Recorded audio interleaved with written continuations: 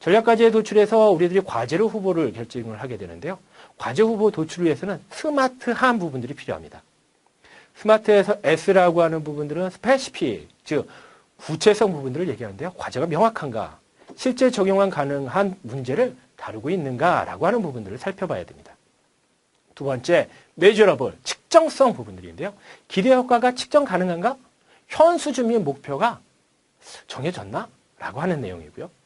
세 번째는 attainable, 즉 끌어서 우리들이 달성 가능할 부분들에 대한 목표로 결정이 되어 있는가라는 사항이고요. 그 다음에 relevant 부분들입니다. 실제 비즈니스 목적, 이것과 연관관계가 높은가 아니면 그렇지 않은가에 대한 사항입니다. 끝으로 time bound, 프로젝트 완료 일정 부분들 우리들이 실질적으로 지킬 수 있을까라고 하는 거죠. 스마트하게 일을 하려면 스마트한 부분들을 생각을 해야 됩니다.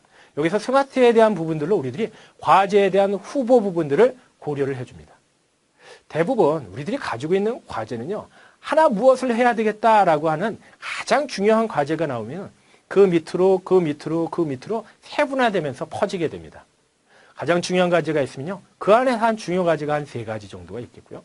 또 중요 과제 A, B, C에서 A1, A2, A3라고 하는 대과제, 또 A1이라고 하는 부분들만 하더라도요, 그 밑으로 떨어져가는 중과제가 있습니다. 어쩌면 우리들이 이 일을 하는 부분들은요, 거기에서 나타나는 중과제 또는 대과제에 있는 부분들이 있지도 모릅니다. 근데 일을 제대로 하기 위해서는요, 우리들이 과제에 대한 전체 구조, 즉 무엇을 해야 된다라고 하는 부분을 꼭 살펴야 된다는 거죠. 그 안에서 우리들은 올바른 액션 플랜과 스케줄 부분들을 만들어 낼 수 있을 것 같습니다. 자, 무엇을 해야 되겠다라고 하는 부분들은요, 그 과제를 결정하는 부분들입니다. 앞에서 얘기했듯이 2x2 매트릭스를 사용해 주시면 되는데요. 우린 여기에서 그 페이오프 매트릭스라고 잘 알려진 부분들을 말씀을 드리겠습니다. 한쪽은 실현 가능성 부분들이고요. 하나는 효과성이라고 하는 내용입니다. 여기에서 효과성이 높고 실현 가능성이 높은, 효과가 높고 실현 가능성이 높은 부분들을 이 영역이라고 하고요. 그 다음에 제일 높은 효과성이 높고 실현 가능성이 낮은 부분들을 1영역이라고 하고요.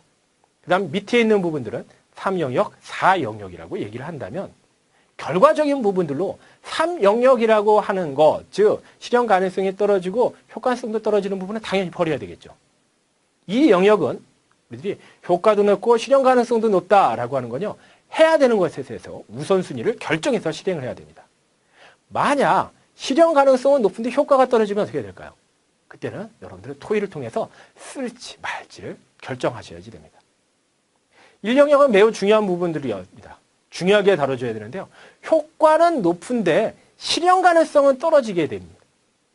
1영역의 특징은 조직에서 환영받지 못하는 부분들입니다.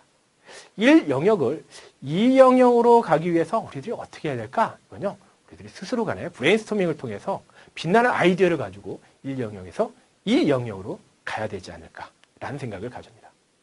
자, 여기서 나타나는 부분들은 또 하나의 측면은 이렇게 볼 수 있을 것 같습니다. 하나는 잠재가치 측도고요. 하나는 실현 가능성에 대한 부분입니다. 실현 가능성도 높고 잠재가치가 높은 부분들이 가장 우선적인 추진해야 되는 부분들이 돼야 될 것 같습니다.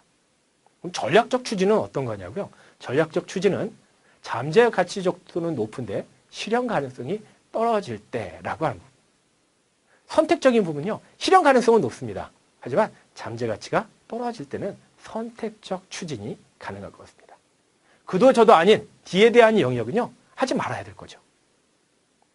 자, 우선 추진해야 된다라고 하는 상황을 본다면요, 우리들이 관련되어 있는 또 다른 부분들을 고민해 볼 필요가 있을 텐데, 그것은 실행에 대한 용이성과 기대 효과에 대한 측면입니다.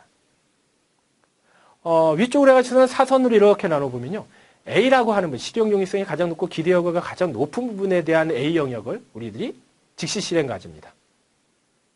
그리고 선택적 과제라고 했어가지고서는 중간에 놓여 있었던 B 영역 부분들과 그 다음에 C 영역 부분들을 우리들이 중장기 과제라고 얘기하고요. 맨 마지막에 그도 저도 아닌 떨어져 있는 부분들, 즉 실행 용이성은 아주 높은데 기대 효과가 아주 떨어지는 부분들은 추진 보류, 기대 효과가 아주 높지만 실행 용이성이 떨어지는 것도 추진 보류가 되겠죠.